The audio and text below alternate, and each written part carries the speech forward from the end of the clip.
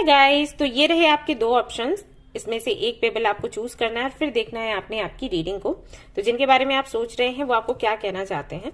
तो जिन्होंने भी ग्रीन जेट को चूज किया है आपके लिए निकालूंगी। I left because you told me to.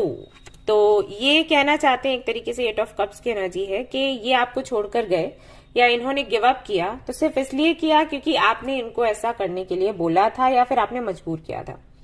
तो मे बी आपने इनको ब्लेम किया हो, तो ये आपको ऐसा जवाब दे रहे हैं। ऑलराइट, तो ये मैसेज ये आपको देना चाहते हैं। अब देख लेते हैं जिन्होंने इसको चूज किया है, यानी लिसन टू योर हार्ट। तो ये कहना चाहते हैं आप अपने दिल की आवाज सुने, अपनी इंट्यूशन को सुने और जो सवाल आप इनसे करते हैं इनसे ना करके खुद से करें, आपको जवाब मिल जाएगा। तो ये कहीं ना कहीं काफी डीप कनेक्शन है, सोलमेट या ट्विन फ्लेम कनेक्शन हो सकता है। तो ये कहना चाहते हैं कि खुद की आवाज को सुनो, आपको समझ आ जाएगा कि मैं क्या कहना चाहता हूँ या कहना चाहता हूँ।